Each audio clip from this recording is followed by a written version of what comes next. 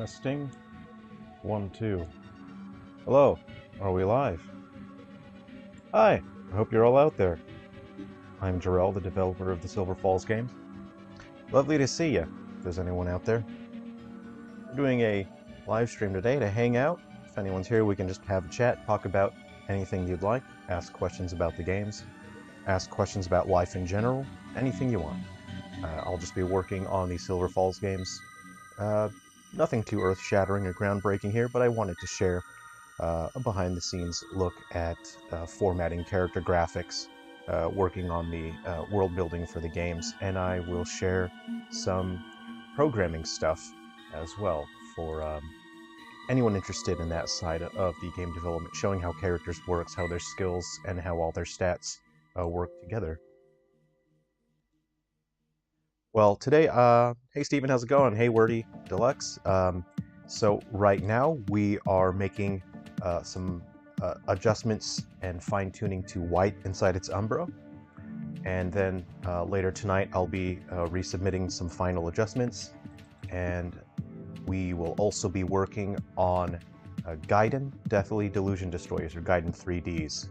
So yeah, I hope you all just have a fun, relaxing time and hanging out. Hey Tim, how's it going? Hey, you just started, Tim. You're right on time. Good to see you. Anyway, before we get started, I better just have a nice sip of my coffee. Feel free to grab yourself a coffee, too. Ah, fantastic. Right, so, let's see here. So, White Inside Its Umbra is, it's finished. It's absolutely finished, but Nintendo wants to make sure that the game is absolutely right. We all know this is going to be a big deal for the Wii U. This is the game that's going to really use the features that make the Wii U special. So I can't discuss, obviously, any of our internal dealings with Nintendo, but we just want the game to be absolutely right. And this is an opportunity for me to just incorporate some stuff that had landed on the cutting room floor earlier in submissions. When you run out of development time, you just have to leave some things on the cutting room floor. Things get cut out of the content. So I'm making some adjustments. Again, Nintendo wants to make sure everything is just right with this game. We want to make sure that it's a great experience. And we really want to make this something special for the Wii U. So I finished what I need to implement in terms of adjustments, and then I'm sort of bringing in just a bit of content that had to be cut earlier in development. This is an opportunity for me to incorporate that stuff. So yeah. Anyway, if you're familiar with the characters and you know some faces, you're probably going to recognize some people. No, Wood does not have a clone. One is just raw graphics that have not been formatted yet. So there won't really be any big spoilers here, but I'll share a look at the characters with you guys. We can hang out, talk about whatever you want. Tell me about whatever exciting new Doritos 3D flavors are coming out, you know. Let's see here. Actually, we recently started getting 3D Doritos in Australia, so that's pretty exciting. Yeah. There's our guy Romanik. Normally with this outfit he's wearing his hat, but here you can see he's got his just no hat day. So how I work on graphics for characters is I generally have what I call an auditionee. You know, if you're an actor and you audition for a role, you are an auditionee. So I format my characters as auditionees. So say, for example, let's see here, graphics out. So I'm very careful to not show anything that is protected by NDAs. There's nothing confidential that's going to be in this stream. Everything you're going to see is just base Unity. This is how Unity always looks. There's nothing special about it, nothing fancy. I will bring the hierarchy view over just so we can sort of understand a little bit better what's going on here. So hopefully I don't accidentally spoil anything. There are no events on this map, so I won't accidentally spoil anything. So the reason why there are 2 woods is one is just an auditionee, which means I can format, I can use this character. I don't have to do any extra work. It's always going to be this consistent graphical assets for the character. And if there's any other logic that are built in, then that will always work. So there's he has no game logic himself. But what I can do is, say, for example, if I need him to be an NPC, I can just take the graphics and use it as an NPC. If I need him to be a playable character, I'll just bring that in. So say, for example, let's get rid of that now, so he does not have a club.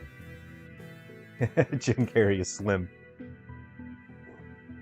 I think the age lines up, and yeah, it might work out. Do you think I'll ever make a non-Silver Falls game? Yes. My first commercial title was Animele. I thought it got delisted from the Android store because you have to keep updating packages and resubmitting, and I didn't have time for that as I was working on Silver Falls full time. It's a massive project, so I know it's delisted from iOS. Apple wouldn't let me submit my games. I was trying to update my games and create more apps for Apple, but then it got to a point where Apple said my computer was too old and I'm not allowed to update my apps and submit my apps, and I have to buy a new $1,500 computer. And I found that extremely, that didn't seem ethical. That my computer was only like 5 years old, my Apple computer. It was brand new when I bought it, and I purchased it for development. And then for Apple to say, oh, you'll have to buy another computer or else you can't update your apps and publish anything else. I thought that was pretty, yeah, it was pretty gross. I didn't like it. Nikatha, how's it going? Any news on release dates? Not yet, not at the moment. Today we're just working on White Inside Its Umbra. I'm showing formatting characters and events, and Gaiden Deathly Delusion Destroyers. So I got a massive amount of work to do today. I have a bunch of resubmissions and updates to work on. So I thought, you know, it would make the day pretty nice if, while I'm doing the work, we just hung out with people and had a chat. Let's hope the game's launched before that. Right. So I'll sort of show you. This is just a fun, if you're interested in the behind-the-scenes programming stuff. Again, this is just the basic Unity inspector.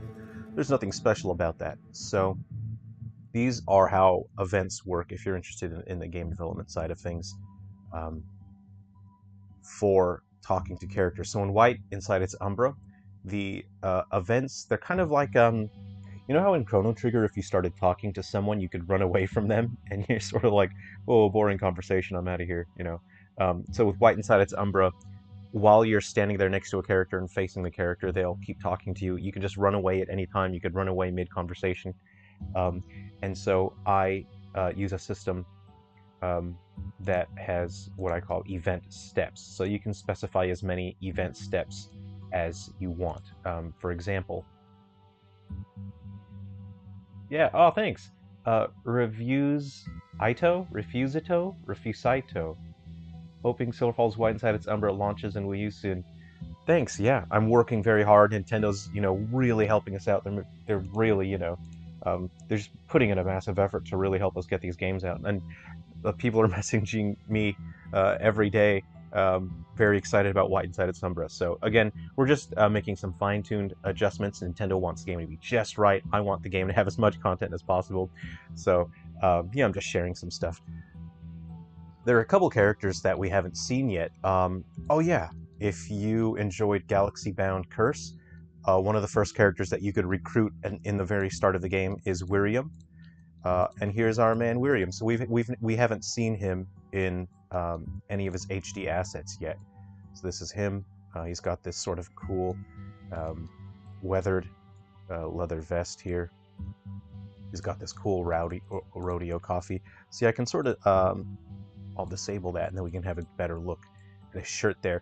But so when you need to be very efficient, especially with the Wii U, I can't discuss, you know, anything that's like, you know, information sensitive, but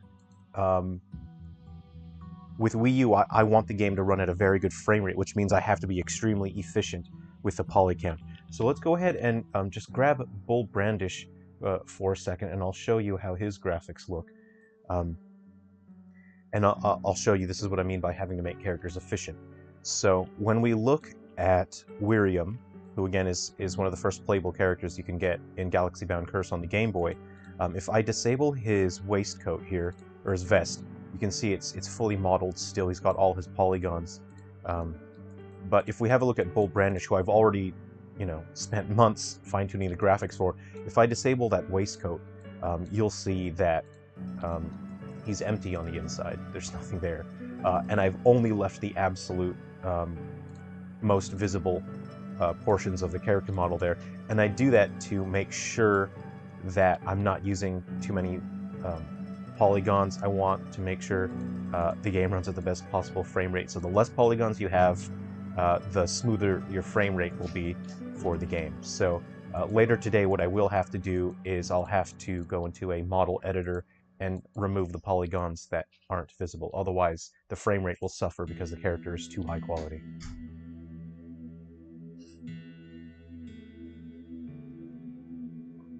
Yes, let's see. Here, I will be following the news because it excites me a lot. Thanks, Reviewsaito. Reviewsaito, am I saying that right? Well, thanks, yeah. I'll be sharing as much news as I can. Since the games have started launching, I don't have to work such a brutal schedule, so now I'm able to hang out with you guys more. I can share more news, I can share more behind the scenes, and I'm so excited to get these games out to you. Yeah, and I'm happy to show you, what the game will look like, the visual quality and whatnot. It's not that far off from the Switch. I've had to do way more optimizations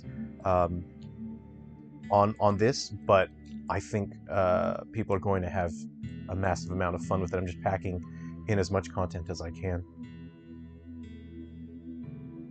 No rush, given that just getting a launch version for the remaining titles is top priority, but will you have a stability patch at some point for game?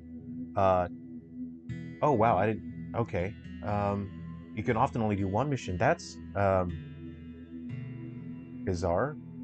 What's so frustrating is my development hardware doesn't have stability issues, and this is an issue that we had with 3 Down Stars as well, is when the game would launch, people would report issues that just don't exist on the development hardware, so it makes it extremely difficult. So this is actually a vital step for people to report what's going on the retail units, and then I can sort of by feel, it's kind of like I'm wearing a blindfold and people have to guide me and tell me what's going on with the game on their end, and then I make adjustments and modify the game to improve it, because I can't see that on my end. My development hardware doesn't have the issues that retail units have, so it's very frustrating, but it is extremely helpful. So in that way, the people that play Silver Falls games are, you're technically part of the development team because you're helping me improve the game and fix it.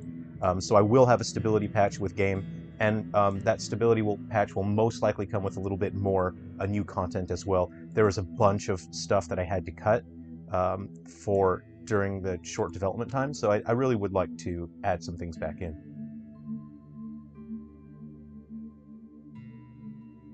All right, I'll call you reviews, yeah. Yeah, if you go to our Discord, or you can DM me on Twitter, whatever you guys like. So yeah, there's our main man, Bull. One thing I really wanted in White Inside Its Umbra was alternate costumes. If you've played 3 Down Stars, you would have... So let's have a look here. See, he's still got his polygons, so I've got to remove the polygons underneath. In 3 Down Stars, the characters have a heap of different costumes. The upcoming patch for 3 Down Stars adds new costumes, more playable characters. So maybe in the future I might be able to add in costumes for White Inside Its Umbra. There's a heap of playable characters in this, so I'm pretty excited about it. Hey! Here's our man. There's our guy. So for everyone enjoying Ghoul Busters on the 3DS, if you code link that, you can add Atticus long draw to 3 Down Stars, and he's playable in 3 Down Stars. Here's a look at Atticus in more higher quality graphical assets. There's our guy. Actually, he's missing a detail. He's supposed to have a folding bow on his back, so that he'll always have a bow on hand. It's supposed to be attached there. There you go. And in 3 Down Stars, Atticus also has an alternate outfit. I think you can pick it up from Frontier Fighters Mission, Hard Mode Mission 1, I believe. I'll double check that. There is an alternate outfit for Atticus in 3 Down Stars. Some people have got it and sent me a message, and they said they really love the outfit. There's our guy. There's our slingshot guy. Oh, so funny thing about 3 Down Stars, I really wanted to add a slingshot as a weapon because Atticus was in 3 Down Stars. He was in the game, you know, the code, for ages and ages and ages. And I wanted to add a slingshot as a weapon to sort of be his signature weapon, and I ran out of development time. And it's just one of those things that I don't really have time to add in. So maybe when I do an HD remaster for 3 Down Stars, I can add a slingshot.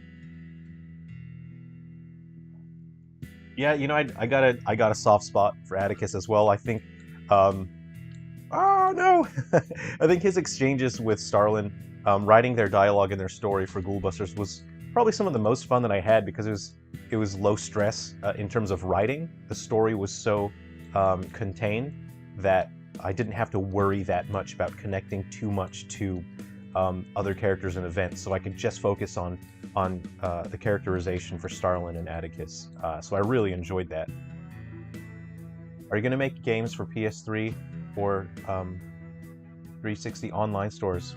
Hi there, Wendy's Chicken Nuggets. Oh, I haven't been to a Wendy's in years because I don't live in the States, but when I did live in the States, I was a big Wendy's fan. I did like ordering chicken nuggets. I really liked, I don't know, what was that? What was the thing with the bacon in it? Good stuff. Maybe one day. At the moment, I'm just focusing. As you can see, when the games launch, there are glitches and issues. Part of it has to do with Unity not exactly being a stable game engine, but I believe in Unity, and that, you know, if you try hard enough, you can get it to work right. And it has slowed development down, you know, but you roll with the punches. Life's full of hardships and difficulties. People are enjoying the games, and people are helping me improve the games when they report the issues. And at the end of the day, we have a better game for it. So, but you can see it's quite time-consuming for me to use Unity just on one platform. So if I did branch out to develop on other platforms, it would spread me too thin. Wendy's ruined their fries. Oh no, Tim, what happened? What did they do? I haven't been to Wendy's in years. They used to be so good. What happened? Don't break my heart, man. Don't break my heart. They taste like plastic now. Oh, Lunanites, what about love for Starlin? Look, okay, you know what? Just for you guys, because you've asked later in the stream, I'll show you Starlin. There are story reasons why I don't include him in the current games. For example, as you saw with Code Linker for 3 Down Stars, you only get Atticus. I don't want to do any spoilers, but for the upcoming games, it's also only Atticus. Starlin won't be unlocked through Code Linker. There are storyline reasons for that. So Atticus will feature in almost every single game that's coming out via Code Linker. But as the story progresses and we move the story forward, Starlin will feature later on. And so I'll share that with you guys later, but I'll show you Starlin's graphics. If you guys want to see it, stick around. I'll just show some stuff here, and then we can show some Starlin. I'll bet they've gotten more soggy. I'll bet they stopped using animal fat or peanut oil, all canola oil now. Ah, bummer. You know, I live in Australia, and you know who has the best, well, we don't call them fries, we call them chips, is Hungry Jack's. And Hungry Jack's is Burger King. Ooh, they have the best. They're not oily or greasy, they're crispy. They've got good seasoning on them. Yeah. All right, so how events work in White Inside Its Umbra is I use an event system that uses event steps. So I can have any number of event steps if I want. If I wanted to have a 60-step event, I could. And they could just talk to you for hours and hours and hours. So what I can do, this is the event system that's in White Inside Its Umbra. Everything, all the logic is basically controlled through the steps. I have the speaker name, so it does say the character's name on screen. And I have the display time, so the amount of time that it shows the dialogue on the screen. Here I can activate objects. So say if there's an item that I want players to pick up, like a key, then I can open that up. And if, say for example, this was the key. This is just a rock, right? But if I put that in there, once you talk to that character, once you get to that line of dialogue, it'll activate that key so that the player will be able to pick it up. So there's an example of how that works. Oh, that says deactivate. I have a spot for activate and deactivate, so I can turn objects on and off with different lines of dialogue. There are different things you can do with that. There's special events to unlock, and it's not that important here. The tech pad, I can trigger tech pad messages.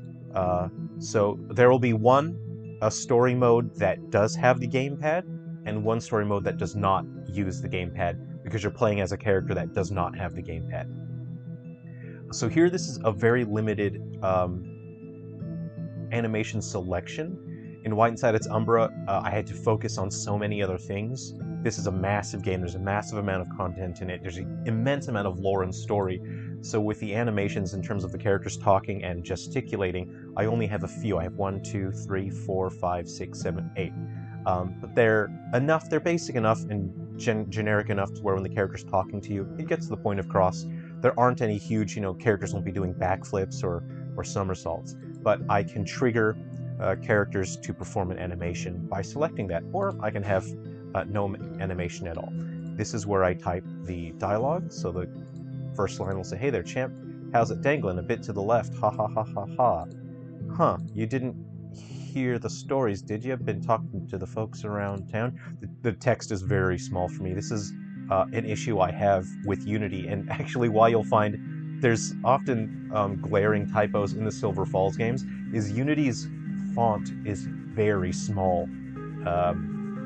You have no way to make the font any bigger, and so this is microscopic to me. Like, I feel like I need binoculars to actually read the interface in Unity. People have requested a font size adjustment for years and years and years, but Unity doesn't listen to user feedback and requests for features or to fix features, and that's partly or largely why Unity is so problematic and broken, is that Unity, from a business standpoint, only focuses on implementing new ways to get players to spend money on in-game currency and microtransactions. Unity CEO is focused on microtransactions, and the CEO has no interest in producing a stable, feature-rich engine, and that's problematic. Anyway, there's me. Just everyone has to complain about their workplace every now and then. We all have some computer thing that's very annoying to work with, but we stick with it. It's our jobs. We just have to do our jobs. Smash burger fries. KFC has amazing fries. Oh, really? Okay. They advertise that they added a coating or ingredient so they stay crispy, so they can get away with leaving them out longer. Oh, that sounds awful, but it doesn't work and tastes terrible. Shame. Don't forget to rate titles on the eShop. Oh, yeah, thanks everyone.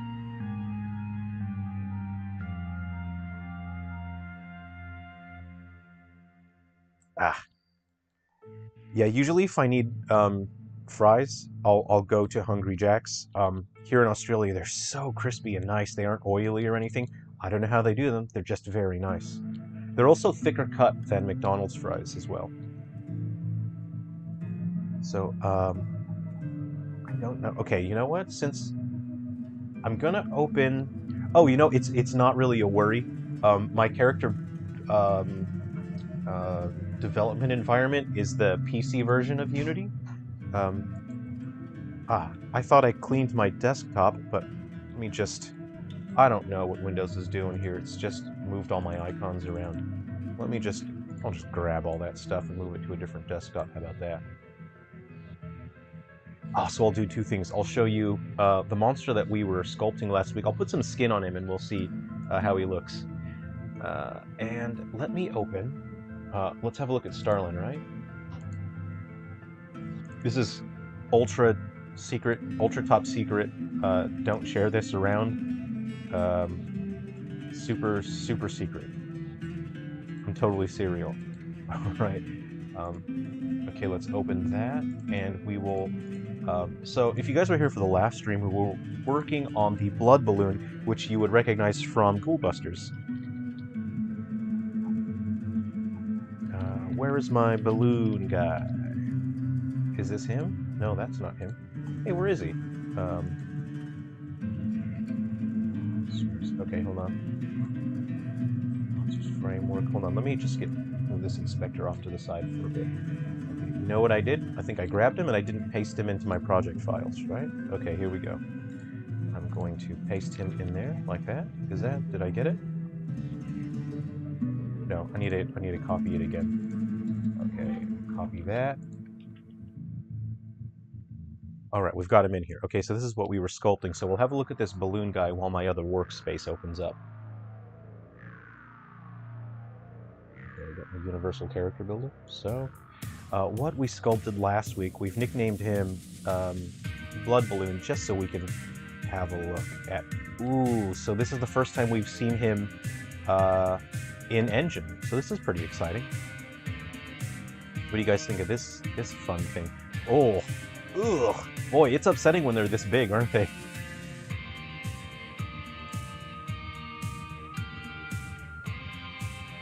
Oh, thanks for rating the games. Haven't got any of the games that went into the Wii U releases. I'm working hard on the Wii U releases. Hopefully they'll pop up soon. Yeah, I like to have Unity sitting over the bonfire. It's just, I wish.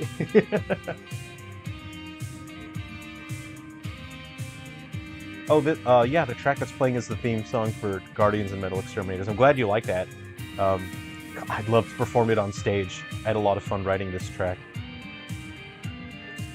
So what we're going to do, we're just going to borrow some skin from someone else. This is a weird statement, I don't like that. Let's see, whose skin can I borrow for a while? I'm thinking of... Alright, let me think of this. Alright, let me think of this. I think I can borrow this. No? I'm gonna borrow this one just to see. This is someone else's skin that I'm borrowing. No, that one's not set up. Okay. I wonder why that's not set up. What's up with that? Okay, let's borrow someone else's skin. Let's slap some of that. Oh, you know what? So in Sculptors, I didn't assign UV values. I'll do that now, actually. So what you have to do, he doesn't have any UVs mapped, so he can't have textures. He can only have a solid color. So I'll just fix that up, and we'll put some skin on this guy, and I'll show you. Let me know if the music's ever too loud, and I'll adjust it. Okay, I'm going to export an OBJ. Yep. Let's put that blood balloon out there. Cool. We put him there. We'll copy and paste him back into the project. So we have the updated version that was just made. Paste that bad boy on up in there. And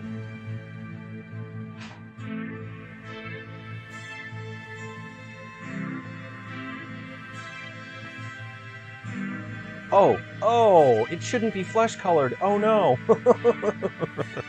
That should not be flesh colored. What do you guys think of that? How do you like that? Oh, that's somewhat unpleasant, isn't it?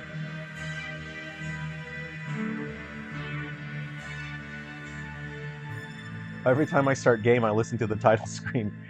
Yeah, I listened to it. It was an excuse to just listen to a bunch of music I really liked from the 80s as I was preparing to write the theme song for that. It's fun to play on a guitar, you know? I was going to ask about that last time, but forgot. Oh, ask about what?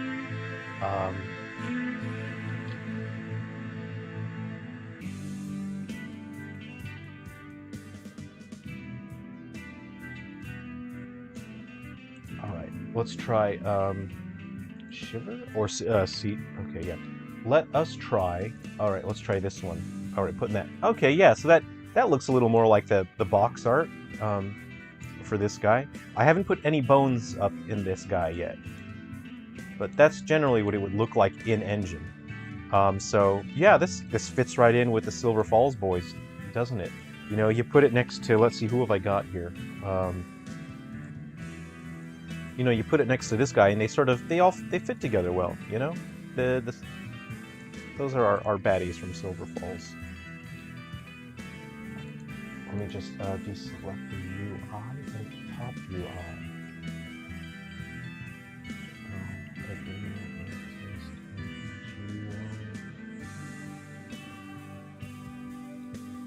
Yeah, the UVs, yeah. So I could do that at some point in a stream.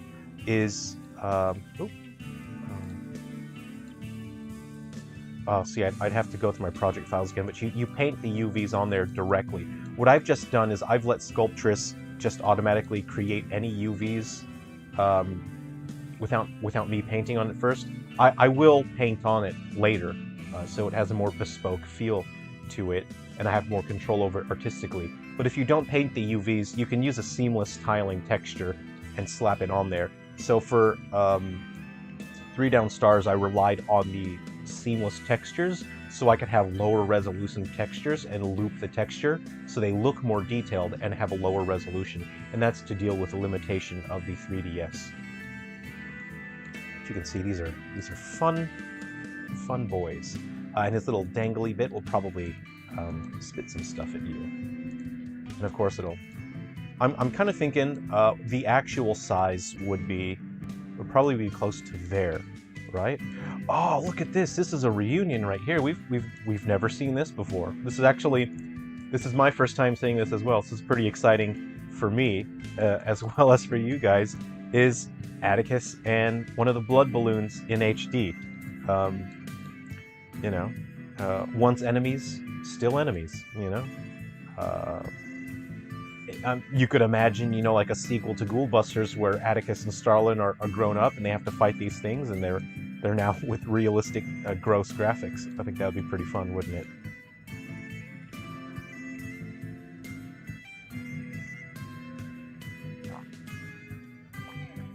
Can you bounce off them in 3D too? What do you mean by that? Well, in the games where you're playing, you know, with these realistic graphics, the style of gameplay is a bit more realistic, and also the characters you're playing are adults, are heavier. You won't be able to bounce off of these in the modern games. If you were to jump on one, it would probably pop, which would be a pretty cool mechanic. If you were to climb up a ladder and then jump down, and then you can probably squash them. Has anyone played Automaton Lung? Hi, Brennan, how's it going? A bunch of people that are in our Discord have played it and really enjoy it, and they recommend it. The developers is a cool, well, I don't know if it's a guy or girl, a cool person. I've chatted to oh, Luke Vincent, yeah, it's a guy. He's really cool. He's worked so hard on that game, and he's one of the few people that really understand how tough it is to work with Unity 3DS. So hats off to Luke Vincent. You know, he's put in a mass amount of work to get those games on the eShop. So you guys want to see... Alright, I'm not sure how much of his graphics I have done yet, because I was working on so many things. I see.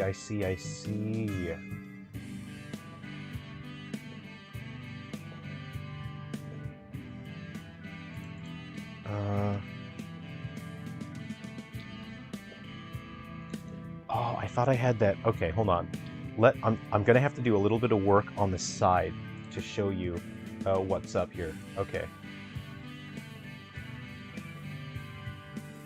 Yeah, just give me a second. I have to do some top secret stuff. Let's see here. All right.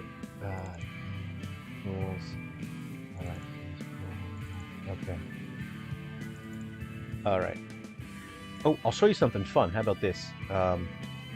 I'll show you how I'm pre-rendering graphics.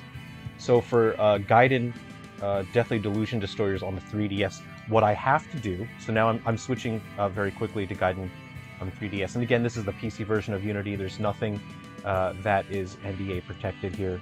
This is all just generic. Every version of Unity looks like this. Right, so we have our character. This is Gus Ironcock. There's a fun detail on his shirt here.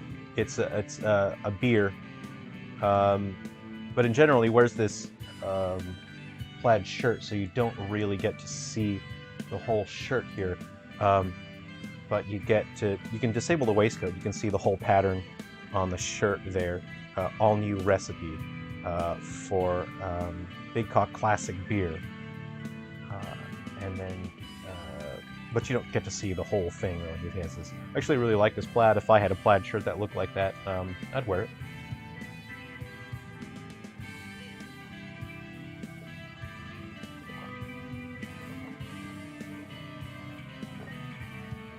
Groovy don't play. Hey, thanks for playing the games and enjoying them. I hope you're having a lot of fun with them. I'm working very hard to get these new games out. I'm taking feedback for the current games, and I'm fixing issues and implementing features that people are asking for. So if you're enjoying the games, please let me know if there's anything that you would like to see in the games, because I absolutely do take into account feedback.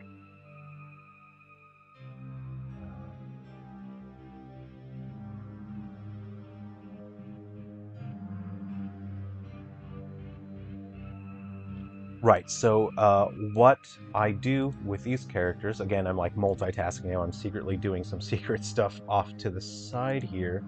I'm trying to get... okay, yeah, okay. Um, right, let me see, what's going on here? So in order to pre-render the character graphics for Gaiden Deathly Delusion Destroyers, there are no 3D models in Gaiden 3DS. There's just pre-rendered graphics, and I thought I could have maximum quality um, sprites. And how I pre-render them, Control 6 is one of my favorite shortcuts on Unity, if you are a Unity user. So what I will do is click on the character here, and I can select these animations. So if I select Neutral Idle, right? I'll just pause that. Let me hide this camera here. I want to hide that camera. So you can see I have a camera that's pretty far away, and it squashes the image because I've zoomed in, so it sort of squashes the character model, but it gives it that hand-drawn 2D look that we are familiar with from vintage video games that have that sprite style to them. So now if I select my character and I play their pose, you can see that I can render that out with a transparent background, and I will have a sprite. I can animate it. So I have a document that lists the animation frames. So I'll say for neutral, I'll render out a frame at 1, a frame at 2, and then a frame at 3. And then I know that if I put those frames together, it'll animate in the way that I expect. If I need the character to do something like swing a sword, so I won't render out every single frame. Again, that would be very expensive, especially with Unity 3DS. So I'll just pick out maybe 3 or 4 frames. So I'll pick a frame here. I'll render out a frame. No, not. So I'll render out a frame here, maybe a frame here, and a frame here. And I can add effects afterwards. And so that's how I pre-render the character sprites.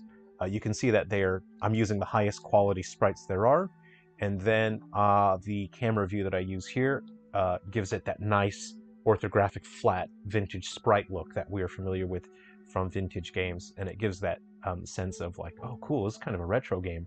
And if you really wanted to distill it down into like blocky pixel art, you could just keep on reducing the resolution, and it would look like, Frontier Fighters Mini that was made with RPG Maker. So that's how I pre-render the graphics for those. Okay. So, let's see here.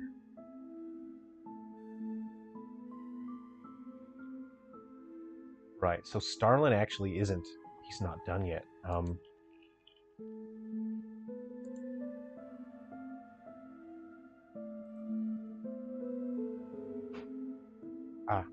Hold on. I'm preparing some files. We can view them in Engine just to see kind of what he'll look like. But his clothes aren't done. I'm still making his clothes. I'm designing accessories for him. I have a placeholder jacket on him right now. But you guys want to see him. Alright, I better bring the chat back now. Let me move some of my windows around. I better catch up. My chat window's been missing. My dogs is Gaiden Deathly Delusion Destroyers.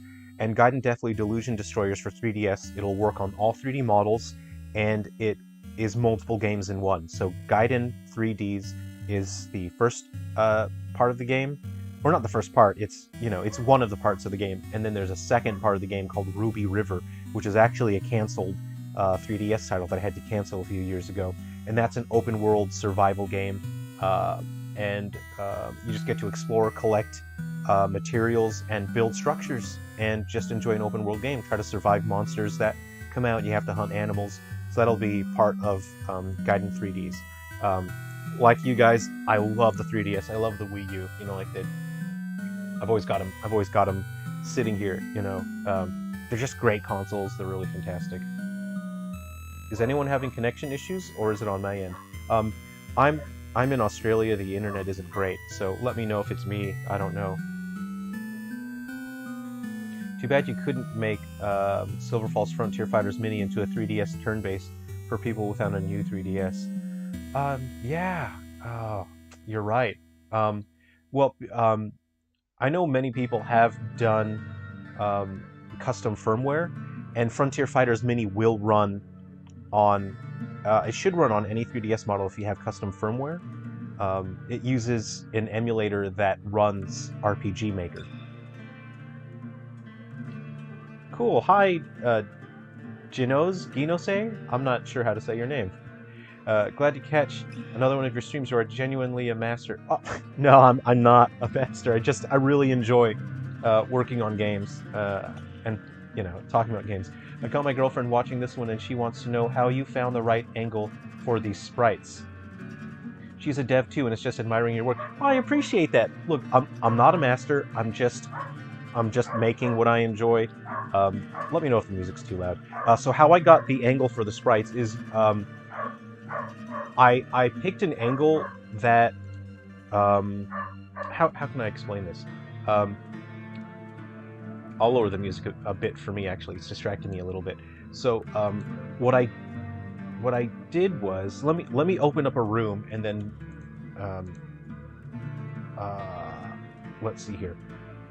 I'm trying to figure out the best way to show it to you. Is I picked an angle that was based on the environment and the characters that looked in a certain way. So let me open up a different scene, and I'll show you how I picked the angle for that, and I'll show you how it works. But before I leave this room, I'll show you the settings for this camera so you guys can see the settings. So if I press F, it'll find my camera, and I'll turn my gizmos on. So you can see how far away the camera is, right? Here's my character here. I might just shrink my gizmos, actually. I'll shrink that so they're not in the way. So you can see the character there, and the camera is way, way, way up there, and the field of view is 11. And what that does is it means that it zooms in way, and that's how you get that squashed orthographic look, even though it's not orthographic. If it was orthographic, I'll show you the effect that it has on the graphics. It's not what I want.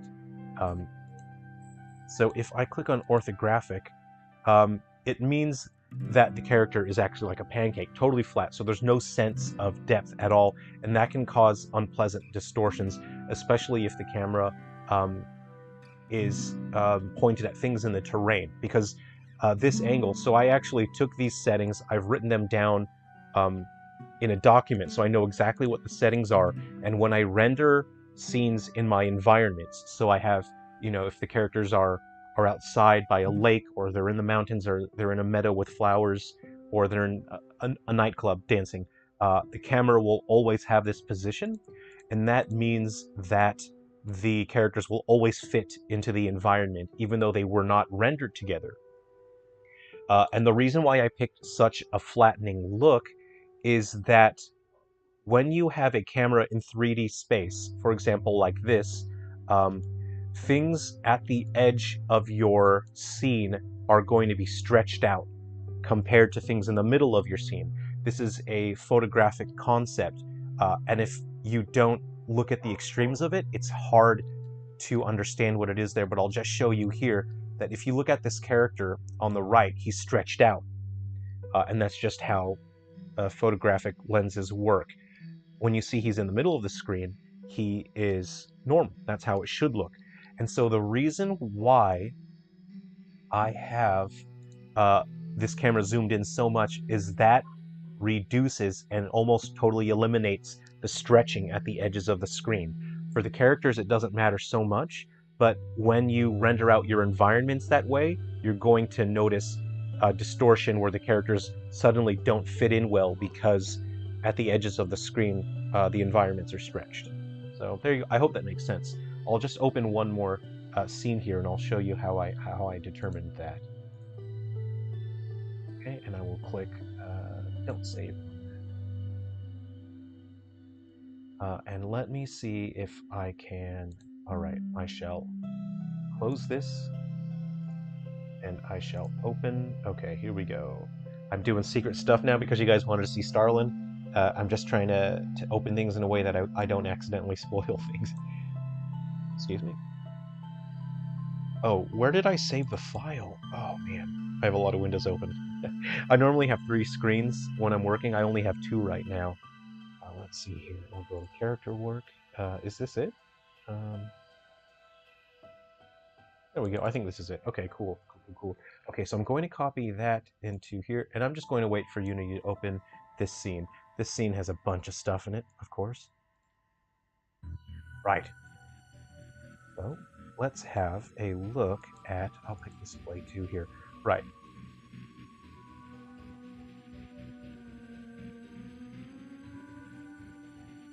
Okay. So if we have a look at this camera here, so what we're rendering out on this screen here is determined by, let's see, this camera here. So if I change my field of view, see if I increase that number just here. Whoa, we've gone 2001: A Space Odyssey. All right. So you can see if I exaggerate that number, things are very stretched towards the edges. And as I reduce that number, we get that flattening effect. When you're doing portrait photography, this is the effect that you want. You want to flatten things.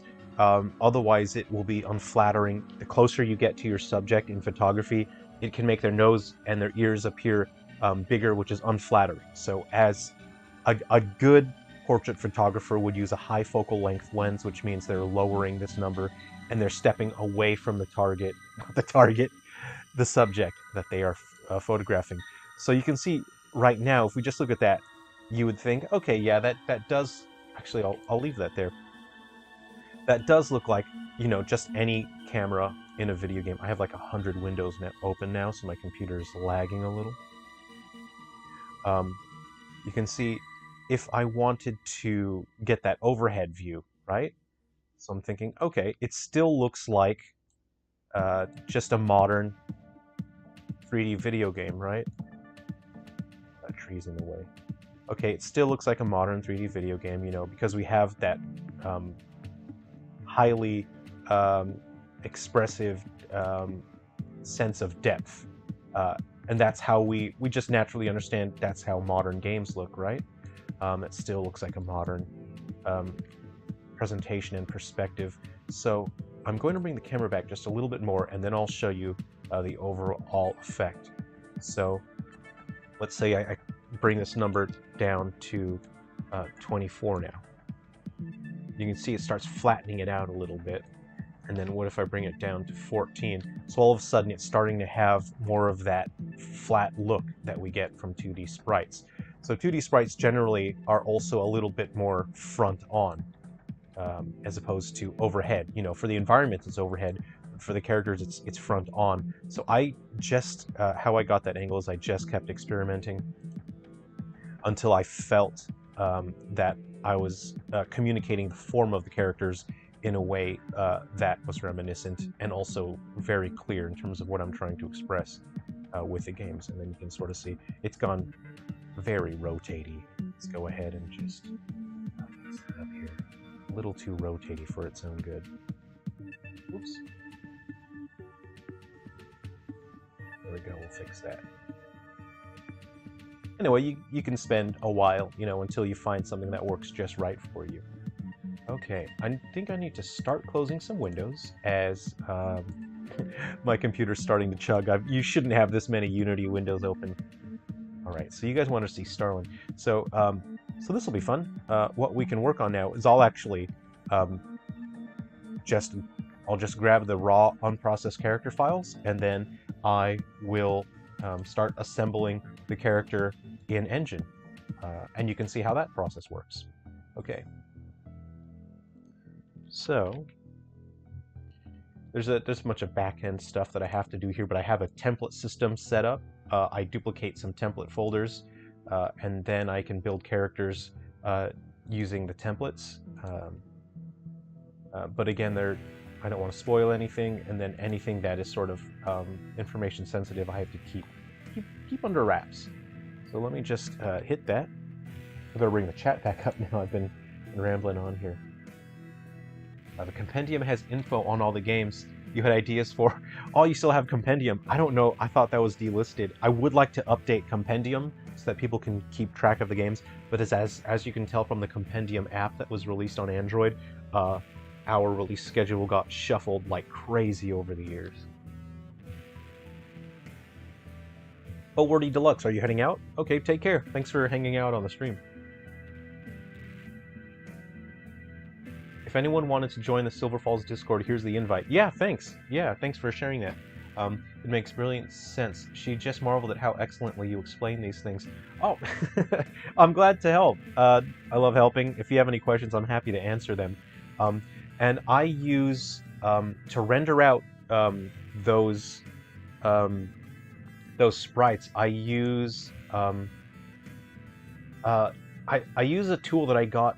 I believe it's on the Unity App Store. In here, it's called Instant High-Res Screenshot. I don't know. Oh, I've got so many windows open. But the author is Saad Khawaja, Saad Khawajah. If you look at the App Store, not the App Store, the Unity Asset Store for Instant High-Res Screenshot. The reason why this is such a valuable tool for me is because there is a tick box here, or a checkbox, that says transparent background. Now, I believe this hasn't been updated in a while, in a few years, so I'm not sure if this works with the latest versions of Unity. I know that I've tried using it in newer versions, and there were problems with it, but this version of Unity, I think this is 2019, this seems to work fine for rendering the transparent backgrounds. And that's how I'm able to sort of get these sprites formatted. Okay, did we get our... Okay, now I need to copy and paste some files here, and then I'll show you how I format some characters from the word go. So I have my character here, and this is Starlin Allardyce, the other half of Ghoul Busters. So this is extra secret, top secret. You guys are now part of the super secret club. No one is supposed to see Starlin. No one's supposed to know what Starlin looks like yet. Okay. Don't tell anyone.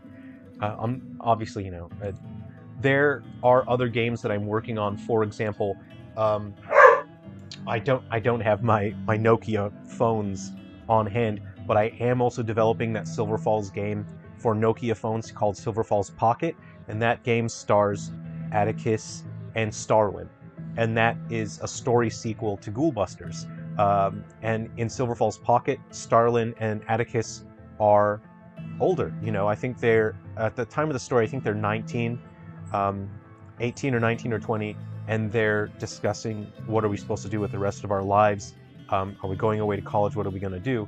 And I wrote a story like that for Atticus and Starlin, because in Ghoul Busters, I know that for many people that are playing the Silver Falls games, they would have probably been the same age as Atticus and Starlin during the years that Ghoul Busters takes place.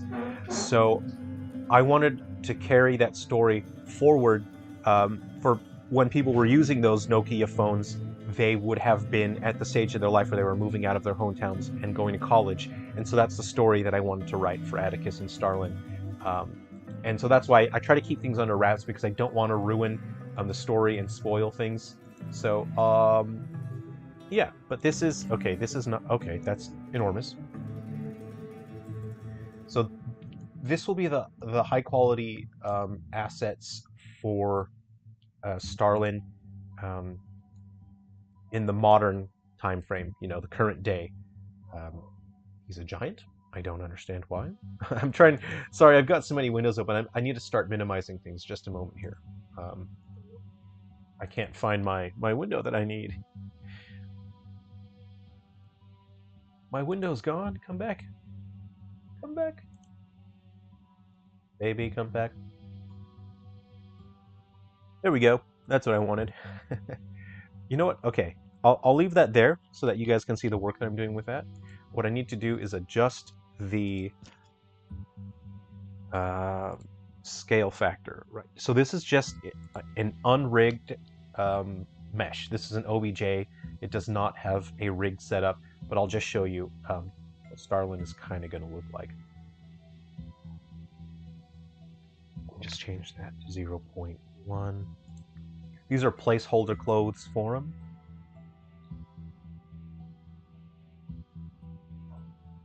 Oh, he's still a giant. So I use a very old program called Fuse.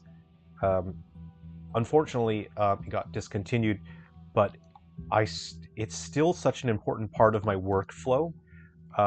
Partly because I've designed this my entire setup relies on it, and it can produce the assets that I need in a very particular way. I have to be careful not to save this room. So I'll get him to. Oh, actually, no. I'll put him here. This is my workspace here, and I'll explain the manual work that goes into getting these characters to look as good as they should be. Because Fuse produces stuff that's pretty basic, and if you see a character made in Fuse, in general, you'll know that it's made in Fuse because they're very simple and basic. And I do a massive amount of work. I generally sculpt much of the clothes for the characters. I create my own custom materials and textures for them. Let me go ahead and hide the eyewear. Like, I'm sure you've seen heaps of games out where the characters, you can tell like they're the same. These are basic placeholder clothes. Again, I was working on the human part, the body aspect of it. So you can see like let's look at the skin, right? It doesn't look great. It's very basic. There's a long process that I go through to manually paint the skin textures, and I create the materials for the skin to make it look realistic. So for starters, let's just hide the eyelashes because they are disturbing to look at when they are like that. Okay, I'm going to close this window and I'm going to bring in a new window here that I didn't want to close. 1 second, general. Okay. Let's bring that over. And you can see how horrifying and lifeless this looks. I think that's horrifying. So what I'm going to do now is I'm going to I'm just going to bring in other characters that have similar assets, and then I will swap them over. I'll share them for now. Okay, so let's get his best bud forever, Atticus. All right, and Atticus, his graphical assets are totally finished, so Atticus can hang out as much as he wants in the games that are coming up. So you can see how much more realistic and detailed and expressive Atticus looks, and that's all manual work that I put in. Fuse is a great program for quickly spitting out a prototype, but the end product that comes out of Fuse is not very good. So there's a massive amount of manual work that I do. So let's just go ahead and borrow that skin texture and see how we can improve Starlin here. Okay, and so suddenly Starlin looks like a more detailed, much more interesting to look at, more realistic. Realism is not what is attractive to us to the eye. It's expressiveness and coherent aesthetic, and so that's now a coherent aesthetic. Oh, Steven, are you heading out? All right, thanks for hanging out, Steven. Take care. Good to see you. We'll catch you in the Discord. All right, so if you, again, let's have a look at Starlin's hair. Pretty dull. Not great. Again, that's just how it comes out exported by Fuse. So Romanik has pretty cool looking dark hair. So let's go ahead and borrow Romanik's hair. Right, so let's bring Romanik in. Got Romanik there. I'm going to select his hair just here. Okay. We've got his hair material. Let's go ahead and drop that on. So there's before and after. Okay. And Unity, it's just thinking for a bit. Oh, right. Okay, so that doesn't really line up. You know what? Let's borrow from someone else. Let's go to oh, let's borrow Wood's hair. Adult Wood. Where is he? Let's see here. I might have to make myself a new coffee pretty soon. Right. I think they have the same mesh. It's just a modified mesh for the hair. So we'll bring in Wood. And thought I brought him in there.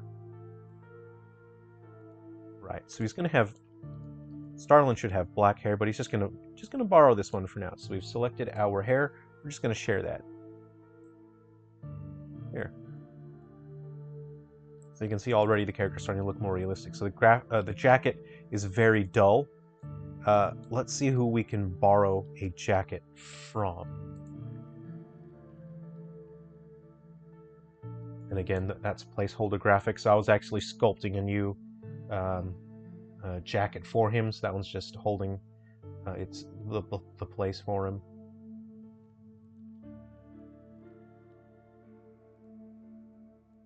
Can we just borrow some graphics real quick, please? Uh-oh. I have too many Unities open. Can we borrow this one? Let's see if this fits. Nope. It doesn't fit. Well, let's just go ahead and put some basic stuff on here then. What do we got? What do we got? I'm looking back and forth here. Okay. So if we open that, let's see. We'll start from scratch then. Let's bring our project over as well, just so I can see what's going on, see what's up. Okay. Go ahead and open our materials. Let's get them a fresh one here up. Okay, so that's a fresh material. And what we'll do is now we can edit this material, and we'll just drop in the stuff that's in there. So we have the top. We'll go our top diffuse. This is not the right value for that. That's totally wrong. We'll just put it in there anyway, just so it has some value. That's supposed to define how reflective certain parts of the material are. It's not the right format for Unity. It's not going to look right. This one doesn't have occlusion yet. This is the wrong format. So, you know, all we really did was add some specularity and normal mapping. So you can see there's a massive amount of work, because you see this product that comes out of the Fuse program, and then you compare it to the finished assets, and you can see there's an immense amount of manual work that goes into it. Let's see. Do I have this set up? Let me just hide this jacket here. Yeah, if I wanted to, I could use the shirt just on its own. Obviously, I would adjust where the polygons go. There we go. And if there are any physics animations that I need to animate the clothes with. So yeah, there's Starlin. Do we have some glasses for Starlin? We can just borrow some. Can we borrow someone's glasses textures, or is that just how it is? Eyes.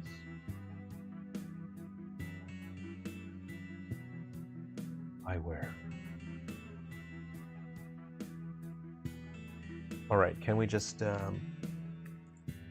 here we'll try this. All right. We have a material in there for glasses. Glasses. Let's try that. See if we could get this to look right. Okay, so we have our glasses there. What do we got? Eyewear? We got eyewear. Let's just try diffuse and see if it's transparent in there. And get our normals. And the specularity isn't correct. That's going to be wrong anyway. I know that for a fact. So let's try transparent. Nope. It's wrong. Fade? It's wrong. Cut out? No. Okay, so what I would do, you know, these may be placeholder as well. Just so we get the right look, let's borrow somebody's glasses. How about that? You ever have a friend where you have a similar prescription so you can kind of borrow glasses? No? Okay, Starlin doesn't wear these aviators, but we'll borrow it. Arnold won't mind.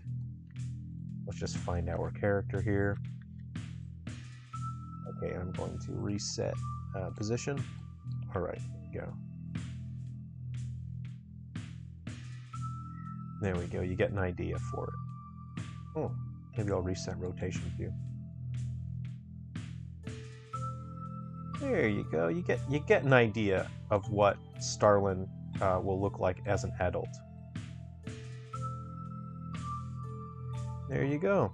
So we got our two buddies here. You move him.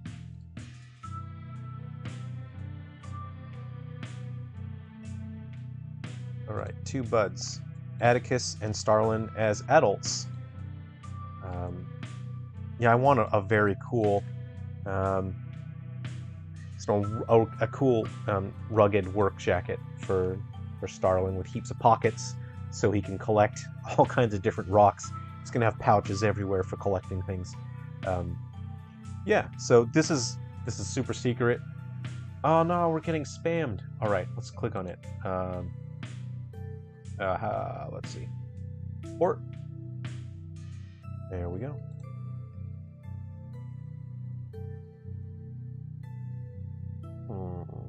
Remove. Remove. Remove. We did it, everyone. Yeah, unfortunately, the bot's not going to help you find love.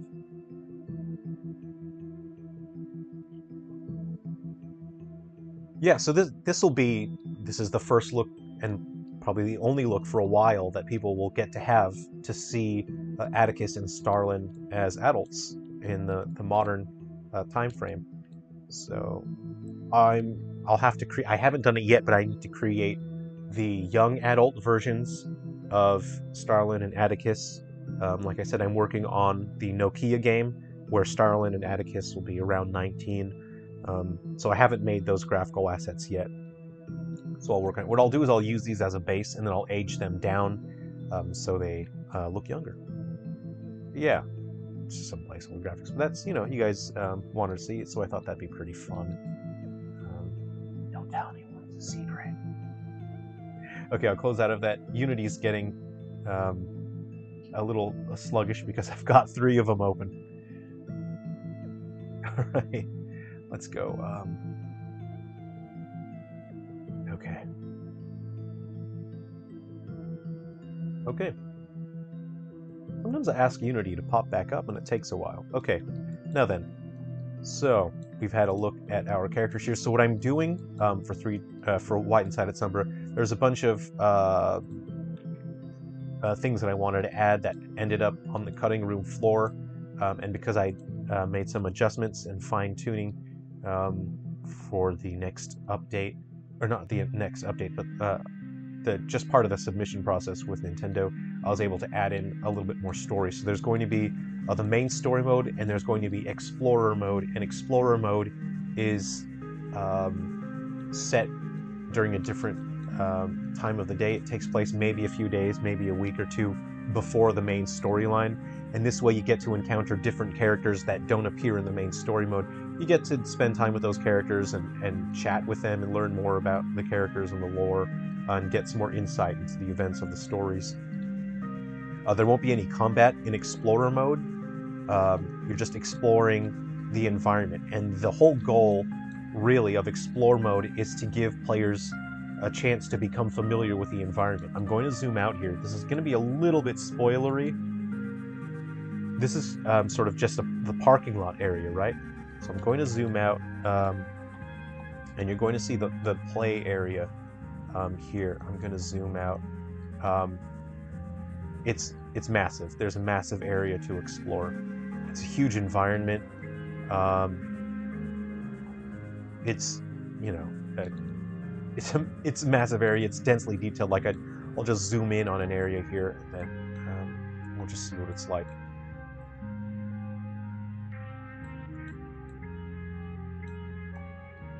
So it's densely populated. You can zoom in on the parts that are open for the player to explore, and it's just densely populated with detail, as much as I can afford on the Wii U, and still get acceptable frame rates. So it's a massive environment, and it can be easy to get lost in the story mode because it takes place entirely at night. You're just using the flashlight. So if you are not familiar with the area, it's easy to get spun around. So this explore mode gives players a chance to explore the environment in the daytime and become familiar with the environments, but also spend some time with other Silver Falls characters.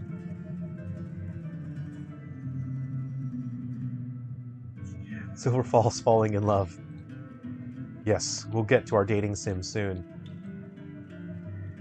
We had a running gag where we were going to create a USB peripheral, like a Bluetooth peripheral, and it would change the shape of the lips based on the character that you were dating in Silver Falls, and it would match the shape of the lips of that character, and then you would have to kiss the interface device in order to play the game. Hey Alex, how's it going? You just arrived, thanks for stopping by. So this is White Inside Its Umbra. This is not top-down. White Inside Its Umbra is first-person. So you'll get to hang out with the characters, and this is one of the first opportunities you'll have to actually sort of get a close look at some of the logos and signage that characters have on their clothes. You have this. This is Fort Fordero. If you've read the Heavy Shadow novel, this is Fort Fordero. He's got this cool logo here. This Japanese in text, I believe it reads "Beautiful Boy," I think is what that says. But yeah, if you're into reading, if you're into suspense thrillers, Heavy Shadow is available for free on the Silver Falls website. You can read Heavy Shadow. I think there's 3 chapters left, so it's not finished. I was publishing the chapters online week to week, and I have 3 more chapters to go before the story's finished, and then we'll start producing the paperbacks. The paperbacks will have the code linker system, so you can code link and add content from the Heavy Shadow novel into the games. And I think that'll be exciting for people. I've planned a massive amount of content, excuse me, in the games. Hey, one of the characters that you'll get to meet in White Inside Its Umbra is Annalise from 3 Down Stars. I actually really like how her Wii U graphics turned out. I really like the shimmer on the hair and the detail in the clothes. I'm pretty excited about that. There are details that don't come across on the 3DS. You know, sort of like the seam, you know, just in the side of the pants there and whatnot. This is a few months, you know, it's like 6 months or so before 3 Down Stars. You know, she's not wearing, you know, she doesn't have her cool jewelry and whatnot. It's just you know, going out for a hike. You accidentally wiped your phone a couple of months ago, so you'll have to get the novel again. Ah, bummer. That sucks. I hope you didn't lose anything important. I have like 5,000 photos of my dog, so it would be a bummer if I lost the data on my phone. I wouldn't like that very much. This is one of the characters. You might meet her in 3 Down Stars. This is Helen Sparta. She's got this cool scarf that she has around her neck. It's a cool way to wear a scarf. Yeah, you'll get to spend time with characters and see them. Many of these characters, when we first met them, they were frozen in time in 3 Down Stars, so you didn't get to interact with the characters that much until you beat the game and you unlock Epilogue 1, and then you get to spend time with those characters not frozen in time. Ah, sorry to hear that you lost your stuff. Yeah, I'd be really bummed out. It kind of makes me think I should go and back up and stuff on my phone. I've got a lot of photos of, you know, family and And dogs. This is Danteo, the park ranger. He's got these cool color-coded, not color-coded, just a cool color scheme on his wristbands. Yeah, Kinose. Am I saying that right? Yeah, I hope you have a lot of fun when the game launches. I'm working very hard on these. And again, many of these characters will be playable. They'll be directly playable. So this game is White Inside Its Umbra on the Wii U.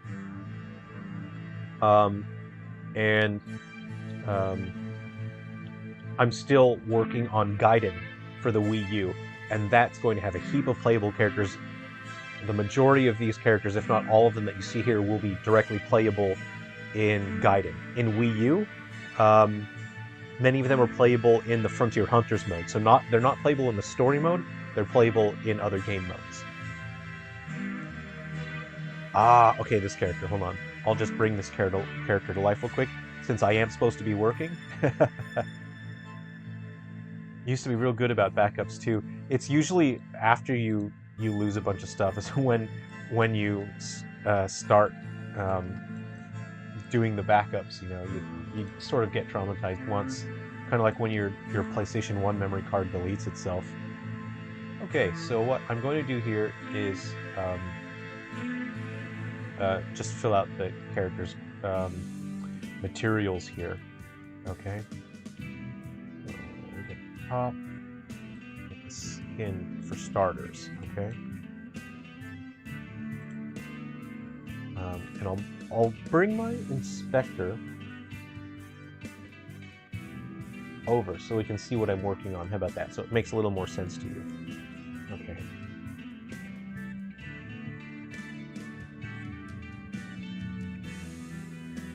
So this is a character that people can meet in 3 Down Stars as well. So she's not playable. She's wheelchair bound, but she's up in the mountains. She wants to explore the mountains. She wants to hike and exercise. And obviously it is going to be a challenge for her, but she wants to do what she can to keep living her life the best way that she can. So let's go ahead and format the graphics. So what I do with the Wii U version specifically is I lower the texture resolutions manually, and I do some fine-tuning and adjusting to make sure that they look good. Okay, so we have our base color there. We have our metallic reds. There's a cockatoo that has been hanging out, and he keeps eating my front door until I open it for him, and I think he just likes the door to be open so he can hear what's going on in the house. He seems to like watching YouTube videos with me. Kind of a weird bird. Okay, he's knocked. I have to open the front door because this cockatoo just wants to hear what's going on. So, if you give me a second, I have to let this cockatoo hang out with me for some reason. Silence.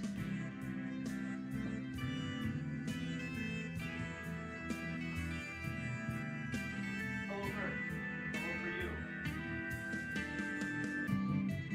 Cracker for you. Hello, bird.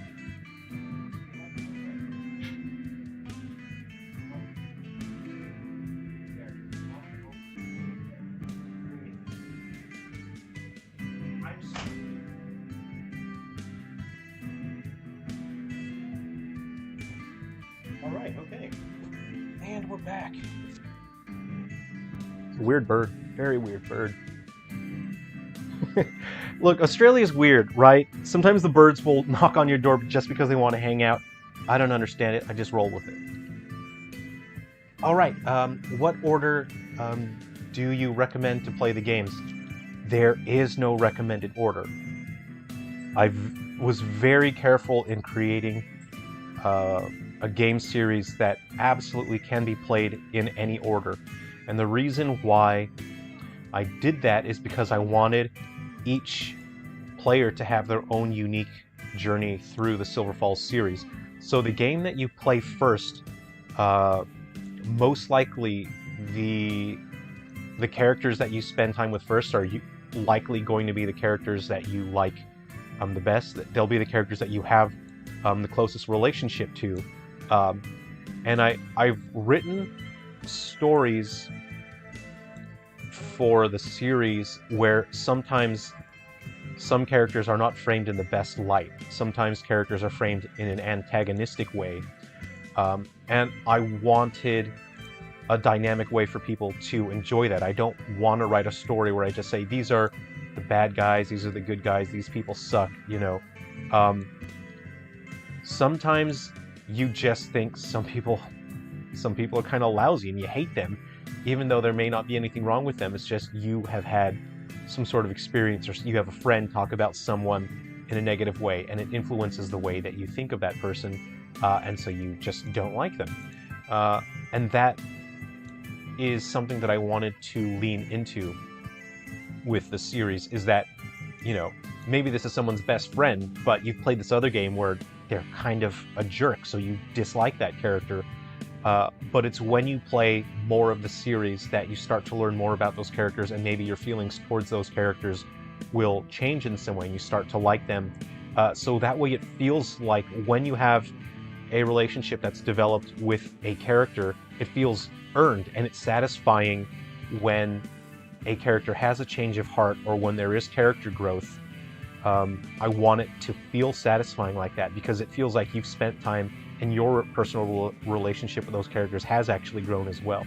So the story is written, and every game is written in a way to where you can play them in any order and it will still make sense. You won't ever feel lost by playing one game before the other, unless the game specifically says so in the beginning of it.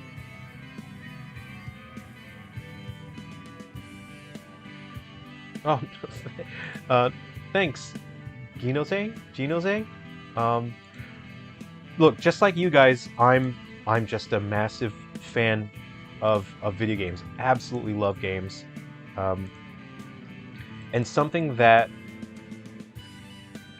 disappoints me in games is when, say there's a game series you absolutely love. You know, it's like you could talk about this game all day. If you were sitting down with your friends and you were talking about this game, you could just go on for hours because you really enjoy the game.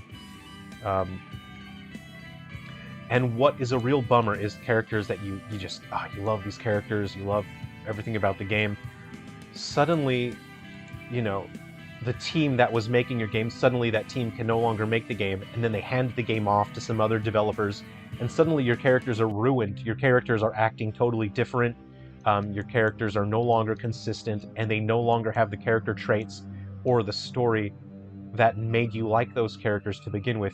That's something that really just bothers me. It's really irritating. As a gamer, it makes me dislike that game series, even though I loved that game series.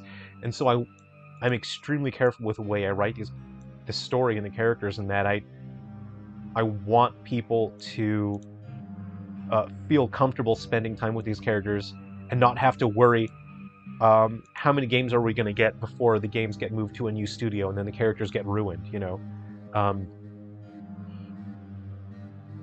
I know, like, Annalise looks a certain way, but what if all of a sudden I made Silver Falls Revelations and all of a sudden she looked like Tobey Maguire? That would probably upset people. I like Tobey Maguire, he's a great Spider-Man, he's a great actor, but I think he's a poor fit for Annalise. I don't think Tobey Maguire should be playing Annalise. And you know, it's things like that where it's like, why don't studios you just gotta take a step back, and people like characters for pretty simple reasons, and if you can't get that right, you know, you've really messed up. Oh, Tim, you put more thought into your games than multi-million-dollar studios. Thanks. I think you have to. You owe it to people to put in some effort. You know, you've really... People want to enjoy things, and they trust you to make something that they can enjoy. You know, so you've got to put in the effort. You've got to try, you know. And you know, my games will never be the best games in the world. They're always going to be a one-man show, but at least I can guarantee that I'm going to be doing my best. Whatever I'm doing with my games, I'll be doing my best. I'm putting as much effort into it as I can. All right, so I actually really like Romanik's. I like the setting on his hair. So what I'm going to do is actually just copy it. I'm going to copy the settings, and I'll use the same settings for Kathleen, so she'll have the same kind of luster for her hair.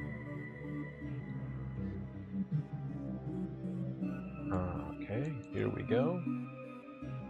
The old copy pasta.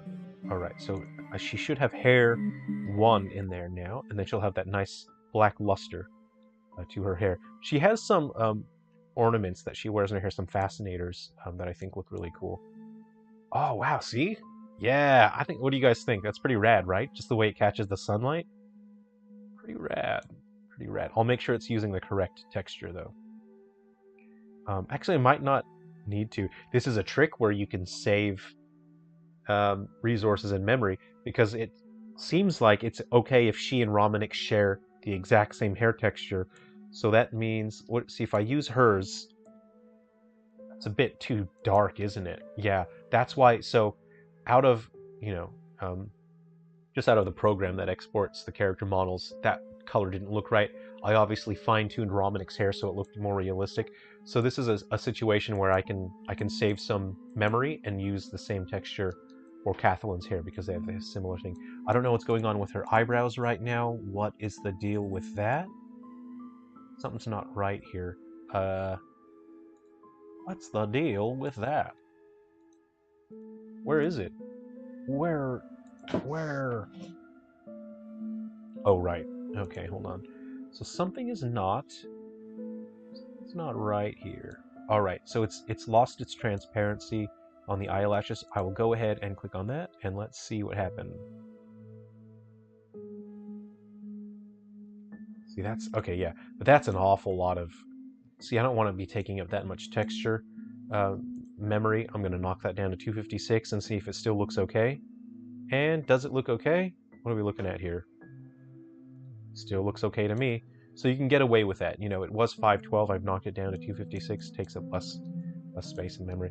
All right, let's move on to her pants. Now, Kathleen's character design, it's one of my favorites. I love this cool little pattern that I made. I went for Victorian era wallpaper, so I made this. I used Victorian era wallpaper. I've modified and changed it a bit, but it's got these cool butterflies, some birds, these leaf things. I just love her whole color scheme. I'll get the pants and the boots in, and then you'll see what I mean if you haven't seen this character before.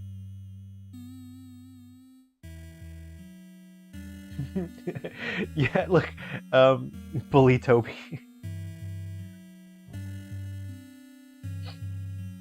Luna Knights, I agree. A lot of thought, not just in story, but in the style of games. I underestimate Toby's power. Maybe I do. And maybe that's, maybe that's where I have to learn and grow to not underestimate Toby's power. All right, we'll go to the bottoms here, okay? And we'll get pants sorted out. I just love Kathleen's color scheme. I just think she looks so cool. If you've had a chance to meet her, after you finish 3 Down Stars, you do get to hang out with her and chat with her. She just has a great personality. I have some people will message, after they've played the game, after 3 Down Stars, and they've spent quite some time playing in the epilogues in 3 Down Stars, and people say like, man, is Kathleen going to be a playable character? Like, they really enjoyed just her whole attitude, and she's got a crossbow on the back of her wheelchair, and people are saying, hey, is that a hint? Is she going to be like a playable character? Like, I'm not going to spoil anything, but it would be tough, because these are characters that are running around the mountains, and she's wheelchair bound, which would make it difficult for her to engage in the kinds of adventures that the other characters get to. But that's also a big part of her character and her development and her growth, is she knows that she's going to struggle to try to live a full life like everyone around her. And those are things that you get to explore when you're writing different characters. And so I think she's just such a fun character to write for. She has such a great personality, and people seem to really like her so far. So we'll see. In a game like White Inside Its Umbra, there's quite a bit of rock climbing, and it's a bit rugged. So she won't be playable in White Inside Its Umbra.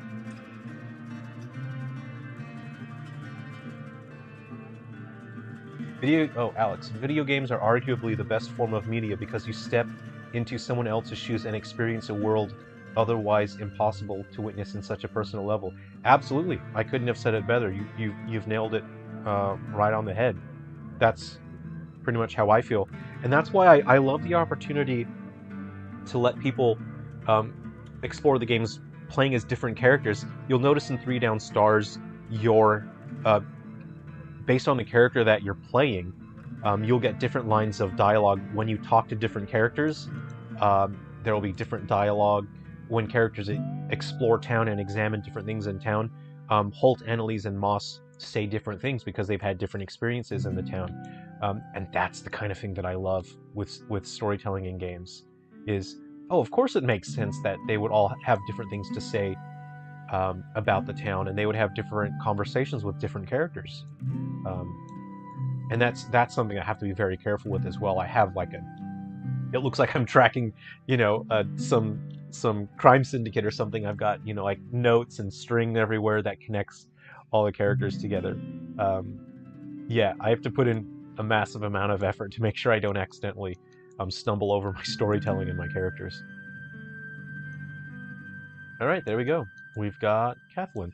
Now this is, let's see. Oh, she's already formatted for that. There we go. So there's the box collider. If your event checker goes into that box, it'll trigger events. And we'll just have a quick look at some of her event steps here. She's got 20 event steps. She has 20 lines of dialogue. Again, I can add more if I wanted to. Yeah, and making the games a different genre, that helps to make sure that we don't get sick of it. If you spend too much time in a game series, it's easy to start getting sick of it, especially if the games play the same. So for me, this makes sure that I'll always work hard to come up with interesting ideas. I'm not just copying and pasting the game and then adding a couple guns and then doing the same game the next year. This is to guarantee, this is my promise to you guys, that as a game developer, I'm always going to try to push myself to be the best developer that I can be, and I always try to create something interesting. I'm never going to take the easy, lazy way out and just copy and paste, my game engine and slap a couple different things in. So, and I think it's important, if you make things, you owe it to the people who enjoy your work. You owe it to those people to push yourself to do the best that you can and to always push your limits in that. She says, "Oh, Nito, another hiker. Nice to meet you. I'm Kathleen. I'm a hiker too." Hee hee hee hee. Sorry, this is so exciting. I've never been hiking before. And again, you can specify, a couple different animations. Again, there aren't a huge amount in white inside its Umbra. There's just enough to sort of communicate characters moving their hands around as they talk.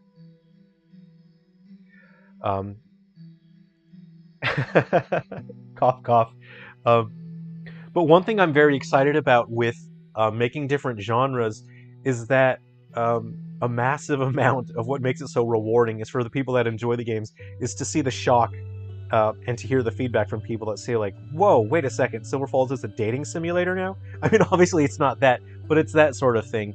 And it's fun because now people get to share the excitement with me. It's exciting for me to keep making different things, and then it's exciting for people to say, "Whoa, this is different and weird. I really am having fun with it," and that's why it's so rewarding, to make different genres. I feel sorry for teams like the team that makes the Pokemon games, because in interviews it always seems like they're trapped, and they feel trapped making the exact same game again and again. If they deviate, people get angry. If they make different games, people aren't interested, and that it's a bit sad. It makes me really feel for them, and it's such a bummer that they are stuck making Pokemon games, and it just sort of looks like, come on, let them make other things too, Okay, so who else do we need to format? For some reason, Romanik has this pose here. He's got that. So let me have a look at my other characters. Who can I just drag and drop in here? Let's project. I'm gonna hide this. I don't want to spoil anything. I'm moving that.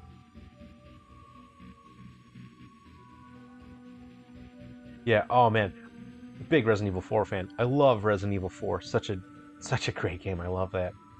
I had a hard time playing it at first because I was accustomed to I was accustomed to the classic Resident Evils, and you know I was much younger back then, so I didn't mind getting the same thing over and over again. Um, but yeah, um, after a while, the sort of the over-the-shoulder um, sort of gameplay gets a little repetitive if the games keep doing the same things again and again. You know, you just get burned out. It'd be weird playing the Silver Falls dating sim and close my 3DS for a kiss scene. Yeah. Okay. So here's what I'm thinking, right? Like, oh man. Okay, this is Dusty. Here was my joke with Silver Falls dating, right? Is you'd pick a character and then they would be there and they would make a little kissy face, and then you'd have a second Silver Falls character there and they would make a kissy face, and then you go like that, and then it makes a little kissing noise and it makes the two characters kiss. I'm just I'm just joking. I wouldn't do that, of course. That'd be very funny. Oh, RE4 is on the Switch. Does that have you know how the Wiimote had motion controls? I haven't had time to look into it. Does that, Tim, does Resident Evil 4 on the Switch have motion controls? Like the Wii U had. Where's my okay, here we go. Oh, we got Atticus. See, I could put okay. I'm just sort of figuring out. Oh, do you guys want okay, this is an exclusive look. This is top secret. This is an early look. No one else is getting this look. I haven't shared this at all yet. So if you've enjoyed Guardians and Metal Exterminators, you would be familiar with Oxa and Gold. Those are the two characters. Are you guys ready for a sneak peek here? Gold is playable in White Inside its Umbra. You use the code linker to connect the two games. Gold will be playable in the Frontier Hunters mode. Oh, hold on, that's not Gold, that's Gus. Here we go, here's our man. Gold Prospector. That's him. Right, the gizmos here. I've clicked on that. Uh-oh. Unity is thinking. Hello? You heard that? Gold Prospector. So he's a bit older. He's put on a little bit of weight, but he's, you know, still ready for adventure to some degree. A little bit rough for wear.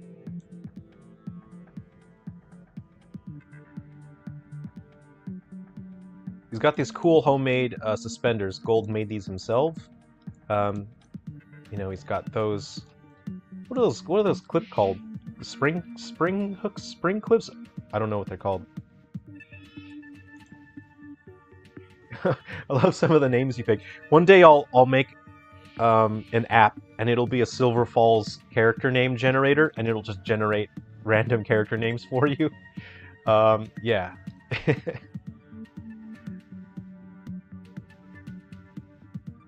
So he's got these cool suspenders he made himself. So this is Gold. Do I have the 80s version here? I think I do! Wait, no. No, I don't. I don't. Not in this one. Hey, look, we're having fun. We're hanging out. I'm going to open my character building workspace again, and then I'll show you the old Gold, and young Gold put together. Yep. Open my character builder here.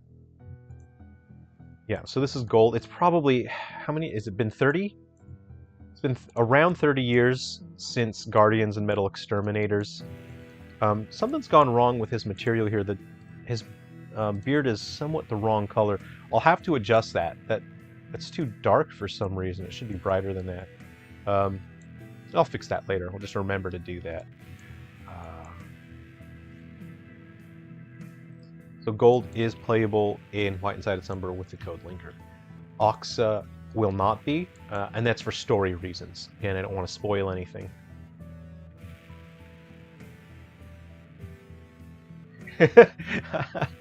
Lunar Knights, judging by Gold, looks Gold's look, I take it he didn't hook up with Oxa. You know, he might have taken better care of himself if he did end up together with Oxa. Hey, you know, sometimes it's easy when you're so busy with work, it's easy to stop taking care of yourself, you know. Oh, here's our big boy. Here's our #1 boy. There we go. Ah, look at them eyes that stare straight into your soul. There's our good boy. There's Maverick. So who had the theory? Someone posted on the Discord the other day. They had the theory of who was in the Maverick suit, and they thought, maybe it's Arnault. And then someone thought it could be Holt's dad, which I thought was interesting. I thought those are both pretty cool theories. There's our good moose. Oh yeah, Winnie. You would have encountered Winnie. So Winnie is playable in Galaxy Bound Curse. She's one of the main characters in the story. You encounter in Guardians and Metal Exterminators on the 3DS. Excuse me. And here she is. So this is Winnie. And she's playable as a core character. So she's a core character in the game. In Frontier Hunters, she'll always be playable. There are 4 characters that are playable from the start, so that 4 players can play Frontier Hunters together. She's got this cool holster there.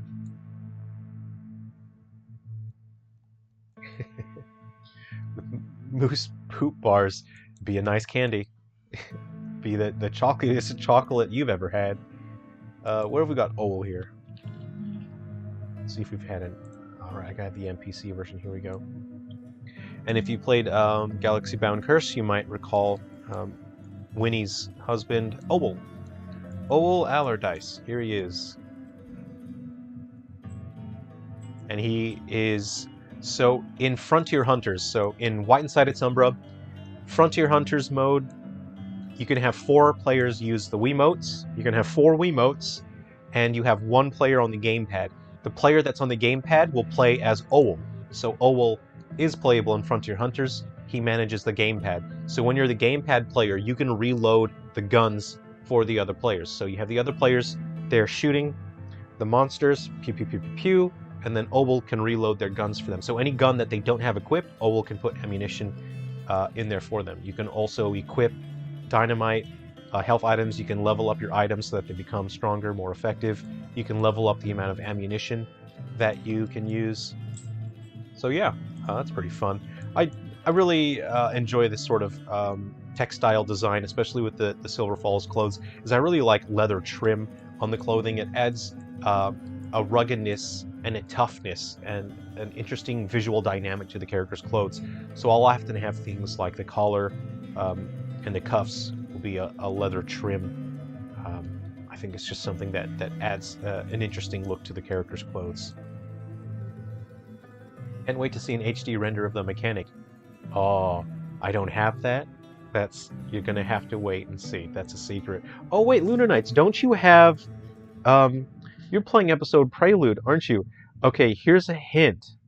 In episode Prelude, when you're playing the battle mode, and then you're in that hub room where you can manage your equipment, have a wander around the room, see if you can escape the boundaries of that room and see what happens. Something interesting can happen if you try to escape the boundaries of the room. Just try and find a way out.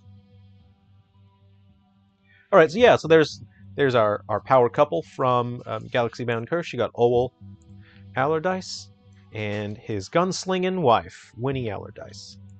And they're available from the beginning. Don't have to do anything to unlock them. They're playable in the Wii U game right away. Who else I got here? Who else is cool? Yeah, I love cool gameplay mechanics on the Wii U. Those are my favorite Wii U games. Do something cool with that, you know. Who have I got?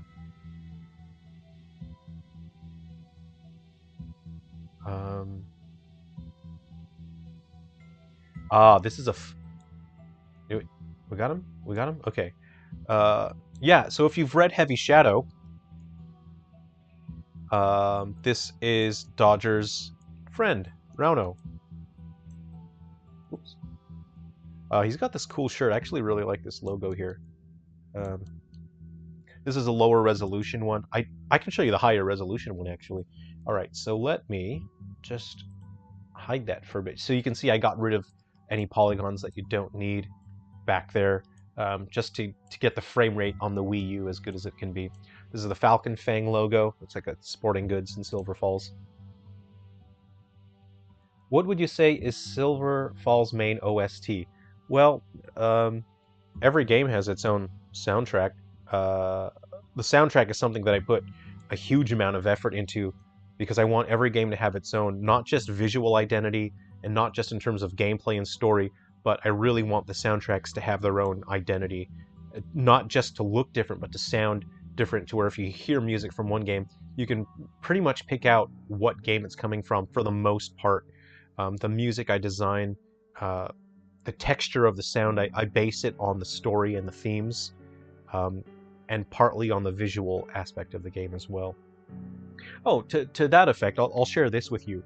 So I'm so grateful to everyone that's pitching in through Patreon. We have a number of patrons now that have been helping out, and so I wanted to put the Patreon funds towards something tangible, so that people who are contributing can see that they're directly um, adding something to Silver Falls. So lately, I've been picking up antique instruments, finding stuff that's kind of cheap in terms of how much I can buy it for. I spend time and fix those instruments up. Uh, I'll customize instruments so I can create interesting sounds for the series. I'm going to pause the soundtrack real quick.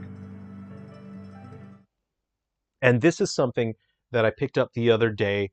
I think it was around, I got it for about 80 or 90 US dollars. And this is a weird instrument from the early 19th century. So this would be, were invented in the 1920s. I believe this model is actually from the 1930s. It's called a Eucalin. It's pretty bizarre. One of the weirdest instruments I've ever seen. So this is something that I've put the Patreon contributions, I've put them towards helping me pick up this instrument. I fixed it up, and I'll play a little bit for you, and then you'll see it's just a very strange sound. Here we go.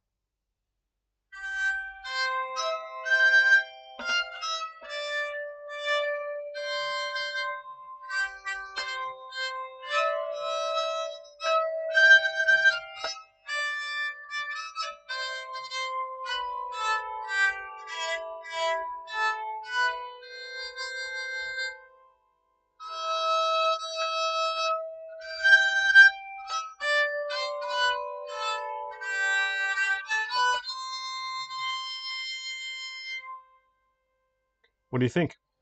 That's pretty wild, right? So I am actively using this right now. I'm working on the soundtracks for Gaiden and the upcoming games, and you will hear this strange sounding instrument in the upcoming Silverfall soundtracks. So I really want those upcoming games to have even more texture and character that sounds um, like it's coming from a time that you don't recognize, that you're just not familiar with.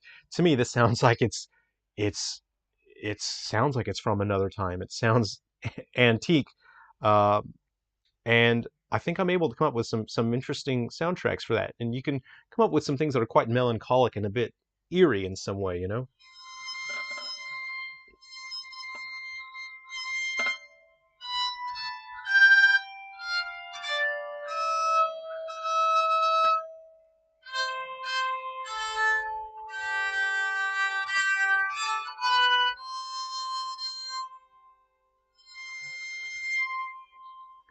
It's a wild thing, right? Eucalin, pretty wild. So that's huge thanks to the contributors on Patreon. You guys helped me pick that up, and I'm using that for the soundtracks right now. And it's a huge help to me creatively because I don't want to just sit in front of a keyboard synthesizer all day long. That's actually kind of boring. But doing something like this, it sort of sparks your imagination, and then you just will naturally create music that's more interesting when you have something fascinating and tangible like that. Yeah, it is a lot like a bold sultry. Absolutely. There are there are chords on this guy as well.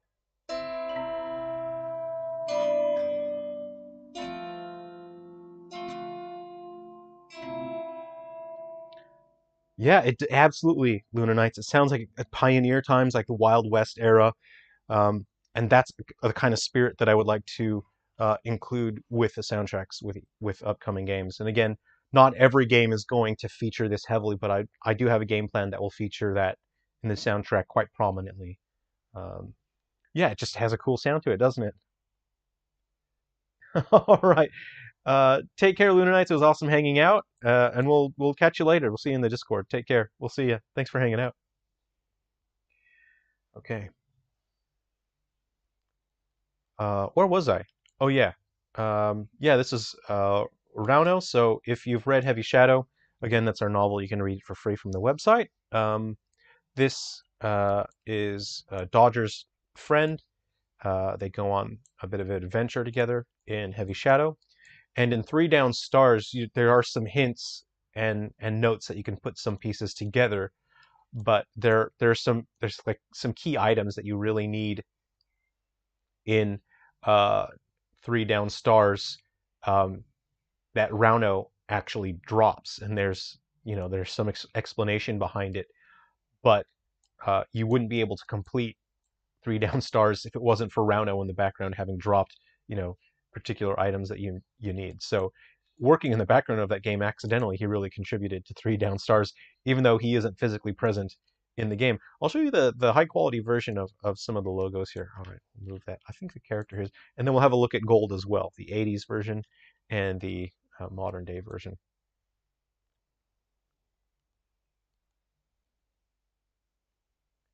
Okay, so my windows are all over the place. My project, I'm going to move that out of the way. How about that? I'll put that back. So many windows here. Okay.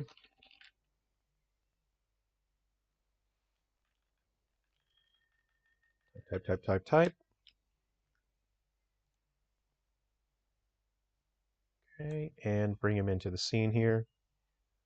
All right, so this is the higher quality. The version we were just looking at was optimized for the Wii U, and so some of the visual fidelity was reduced.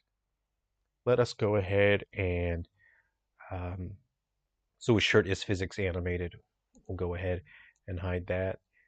No reason for his arms to be visible, of course. But the back of the shirt, you can see compared to the Wii U version, I've left that um, uh, visible because his shirt is physics animated, and there are situations where the shirt could billow up, and you can see behind. So that's why I've left the details there. This is a cool logo. Some characters, they really like Falcon Fang sporting equipment. Go ahead and turn that on. And let's have a look at Gold, the HD stuff here. What do we got?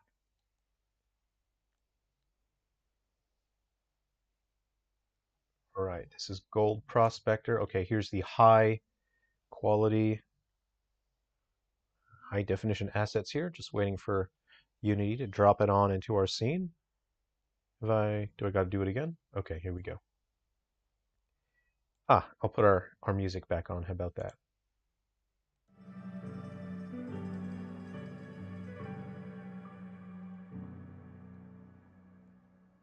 All right, and there we go. So you can see the graphics are quite a bit better. They use more advanced lighting, and I had to reduce the resolution for the Wii U version substantially because, again, I need to make sure the frame rate stays as best as it possibly can. And so I just reduced quality on a few things. Again, this goes into the sort of design philosophy. I really like having leather accents on the character's clothing, so he's got these pockets here that help give him a tougher, rugged look. And again, you can get a close look at these cool um, homemade suspenders that Gold made himself. He's got these clips, whatever those are called. You can zoom right in, and you can actually see how detailed the rope on the suspenders are. Even though if the camera may not ever get that close, it has that level of detail to it that I think really adds to the expressiveness of the character. So let's go ahead and just pose him, and then we'll hide Wyrium for now. It's Wyrium Shipwright. One of my shortcuts is a secret. I'm confessing a little bit of a secret here. One of my shortcuts to naming Silver Falls characters, sometimes I'll take a name that's kind of common, and then I look at it and I think, what letter can I substitute for a different letter and then make a unique name? So for Wyrium, I took, William is a pretty common name, and I replaced the L's with R's to create a name that I thought was unique. So there's one of my pro tips, my shortcuts. That's a secret. Okay, do I have my 80s gold here? Where is he? All right, I don't think I've created a prefab for him. So what I'm going to do, actually, we're going for a ride. Here we go. We're switching scenes. Game posing. Cool.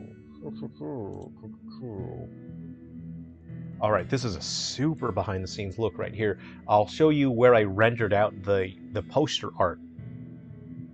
Excuse me, for Guardians and Metal Exterminators. My coffee is ice cold now. All right.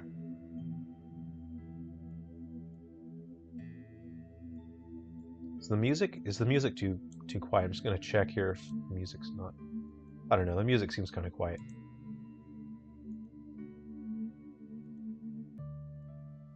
Maybe I'll turn it up a little bit. How about that? Okay, so this is where I rendered the box art. Hey, how's it going, Nanashi? All right. I'll move the camera around, and then we will. This is where I rendered the box art. I'm just trying to get a hold of my camera, please.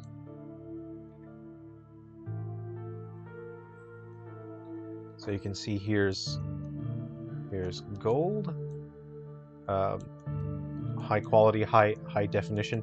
Ah, wow, you missed out on a ton. We were working on White Inside Its Umbra. No, I'll go back. We'll go back and look at some of the character stuff that we were working on. I showed a bunch of secret stuff that no one has ever seen before. We had an early look at the adult version of Starlin from Ghoul Busters. All right. And right now we're actually just going to look at the high quality assets so we can compare. Oh no, what are you doing down there, man? What are you doing way down there? Come up here. All right. We have high quality assets for Oxa. Man, look how cool her hair is. It just shimmers. Okay. Yikes, he really let himself go over the years, you know? So here's gold in the 80s. So in Guardians and Metal Exterminators, which is out now on the Nintendo eShop for new Nintendo 3DS, you have gold here. That's how he looked in the 80s. And in modern day, this is how gold looks now. So he's a bit older, but probably still up for some adventuring. Probably up for guardianing around the town. Guardianing. Yeah, actually, the assets are gone. we had to do some placeholder graphics, so that the adult graphics were Starlin. I don't know. I don't know. It'll be up online, this video, the stream, so you can try and find the part where we did have Starlin. And there we go. And this is part of the storytelling as well, just the visual storytelling, is I often will create characters throughout the decades. I wonder which versions of Bull that I have here. Let me have a look, just a second. What would I have called this scene? I'm thinking. All right, let's hope nothing spoilery happens. And 3, 2, 1. Spoilers? Ah, not yet. Oh, hey, do you guys want to see something real cool? Okay, so here's that high quality render of Oxa. She's sideways. Just go ahead and hide that. And I'll show you an early look at young Oxa. So young Oxa is in Undertakers for the Wii U. Let me just go ahead and find that.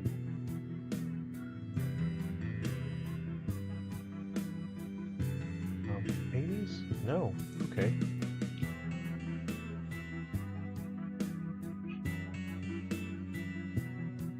Let's see. Where?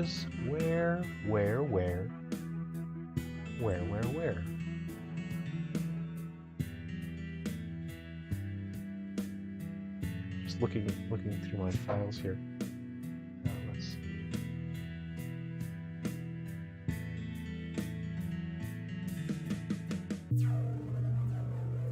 I thought I had that render here. Let's just go ahead and... Okay, what I'll have to do... What's happening here? Hello?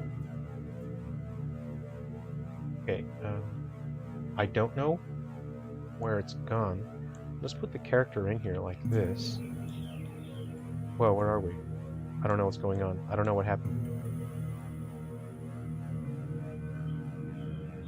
I don't know what happened. This might not be the right scene. Let's see. No, I think I accidentally deleted something I didn't want to. Anyway, that's life. Sometimes you delete stuff that you wanted. Let me just hide that. What else can we look at here? Oh, right. I'm not sure if I've showed much of these sort of graphical assets yet, but this is Bull Brandish from Undertakers. So Undertakers takes place in the 70s, and this is Bull Brandish.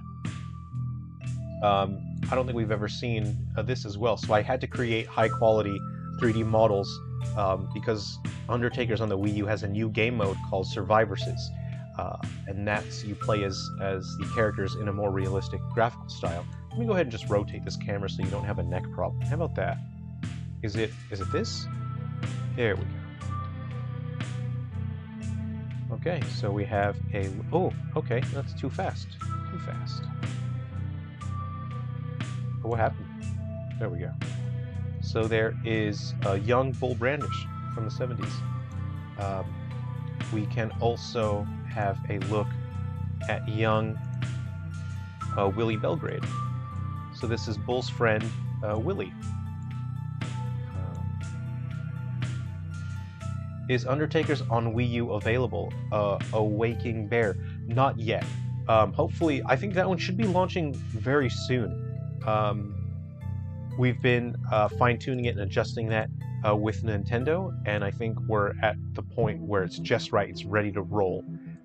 So it's not out yet, Undertakers for Wii U, but it will be out very soon. So most of the game doesn't look like these high-quality graphics. It looks like the Atari 2600 style, which is when the story takes place, but there is a brand new game mode that does use these more realistic graphics. We can also have a look at... Which one is this one? Which one is this one? Ah, here we go. So this is adult Bull. So let me zoom the camera out just a bit. So this is what I meant when I said that showing the characters through different stages of their lives and their ages, that's part of visual storytelling and logical storytelling. So when we compare Gold, Prospector, as a young man and then as an older man, you can see that Gold is looking quite rough. Gold did not take very good care of himself, so he's not in the greatest condition. Whereas you look at someone like Bull, and he responded to his trauma quite a bit differently. You can see as a grown man, he's a beefcake, isn't he? And when you play as Bull in the games, I'll often just randomly get messages from people, and they'll say, "Whoa, I just used CodeLinker and I've got Bull, and holy crap, he's really strong in this game." And I always enjoy getting messages like that because it means people get it. They get the idea, and that the way you explore these characters' lives it's your personal journey. You're exploring these characters' lives with them, and then when you take who used to be a 14-year-old kid, and then you take him and you see what he's like 30 or 40 years later in his life, and you see, holy shit, this guy's really strong. The gameplay itself isn't just, haha, this is fun. The gameplay is an expression of storytelling as well, and it lets me communicate something about the characters. And that's always something that's very important to me when I'm creating and fine-tuning the character's gameplay, is their gameplay reflects their character growth and their character arc. Oh yeah, I'm always happy to hang out and chat with people. Like I said, I'm not a content creator. I'm not a celebrity. I'm not anyone fancy or special. I'm just a gamer. I enjoy games like you guys, and this is my job. You guys have your jobs that you do. I've got my job that I do, And what's cool is that I get to share my job with people around the world, and we can all have fun. We can hang out and chat together. And you know, like you can see, I don't want to just chat about Silver Falls. I'm happy to chat about anything with you guys. But yeah, and it was fun making these character models. From like a scientific and anatomical standpoint, I'm very careful with the way that I age the characters up as well. I try to make it so that anatomically it is feasible and realistic, that the characters do actually age up or down, and they still have the same bone structure, but they age in a way that is believable. Okay, here's the character. So this is actually just oh, okay. So Hank Austin is a character that has been mentioned a fair bit throughout some of the games. You know, like if you read Heavy Shadow, they mention Hank. He's referenced in other titles. This is Hank Austin, and this game takes place in the 70s. So he is a family friend to Bull Brandish's family. Iron does some work, or not Iron, Hank does work for them, and he's Iron Austin's father. So if you're familiar with 3 Down Stars, you would have seen Iron Austin frozen in place.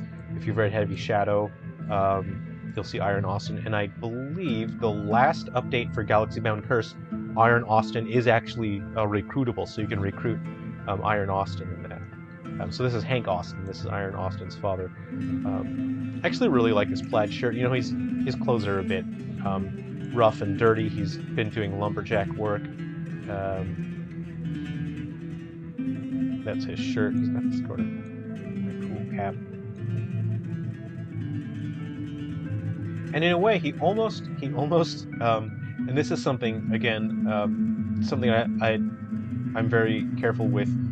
In terms of visual storytelling with the characters, is if you have a look at Bull, he almost sort of resembles Hank in a way, to where you can sort of imply maybe Hank was a bit of an influence or role model to Bull, and maybe Bull modeled his adult look a little bit after Hank Austin. Those are the kind of things that I consider when I'm writing and designing the characters, as well as what influences do some characters have on other characters. Anyway, those, yeah, it's just a fun look at some of the characters there. So we've been going for about 2 hours.